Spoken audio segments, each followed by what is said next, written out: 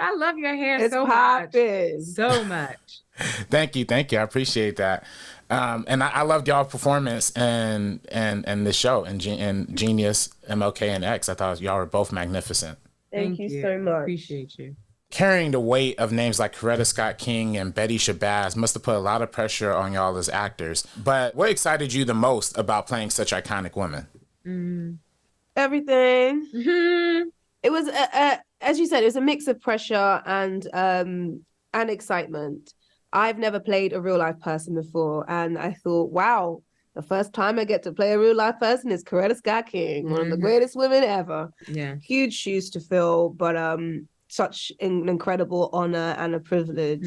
And I jumped at the opportunity to help, I think, to a new generation, be part of the retelling of this history that I hope will propel people to, question themselves and continue the fight for social justice as she was involved in, and just to keep the conversation going. Yeah. Really.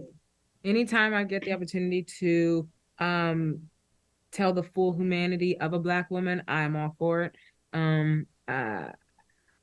That's the driving force in my career. That's what I set out to do when I came into this industry, and to be able to have the honor to do that with Dr. Betty Shabazz, it was very exciting to take on that challenge. No, and that's beautiful. And I think y'all both did an incredible job taking on that challenge and nailing it, honestly.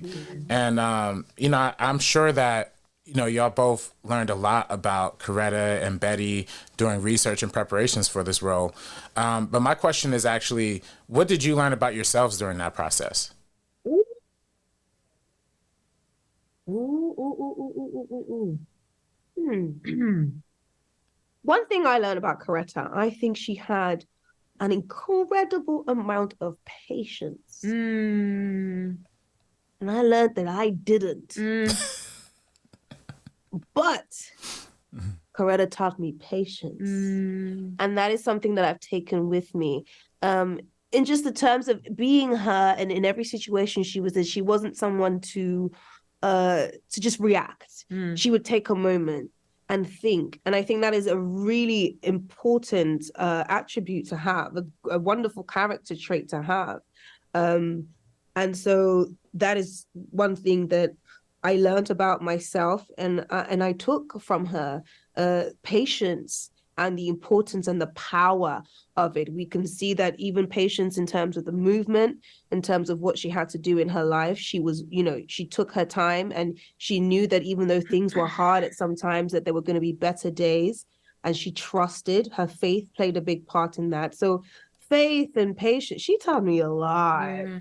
I say for me, we're living in a time now where I feel like as a Black woman, I got to choose between being strong or soft. And Betty taught me how to possess the duality and encourage me to have that duality, and taught me that there is a partner out there who can hold space for that duality. Amen. Because Malcolm did that for her and allowed her to be the soft, giddy little girl, but also to be the strong, resilient woman that was prepared to continue on taking care of the family and the legacy after he was taken from her. And neither one had to be sacrificed in order for both to exist. And so I say that is a big lesson I'm still learning from Dr. Betty Shabazz, but she 1000% taught me that. Amen. Yeah, that's great, and I feel like I'm just learning something from y'all, just speaking to y'all about this right now. So thank you. One more question before we go, because I know we got to wrap up soon. We're geeks of color, so I have to ask.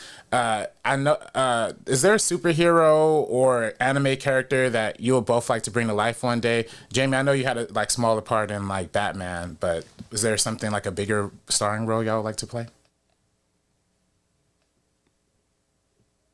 I definitely want to play a superhero. I don't know who though. Right. I want a new one.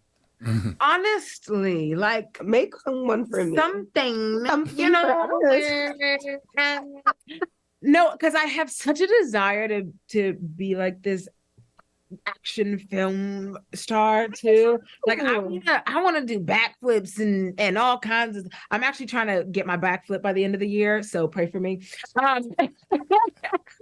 But there's such a desire I remember, yeah, you just growing up, you watch all those superhero movies and you start thinking that like, can I teleport? What's the thing you do when you move things with your brain? Telekinesis? Telekinesis, yeah, I think so. Yeah. That's what I want. Yeah. Mhm. Or even like something like watching The Incredibles and trying to see if my body can stretch. Like, you know what I mean? There's something quite wonderful about that. And Somebody make a superhero movie. We'll both be in it. Yeah. Come on, Hollywood, let's get on the phone right now and make that happen. Weruche and Jayme, thank you so much for talking with us today at Geeks of Color. Thank you. Thank you.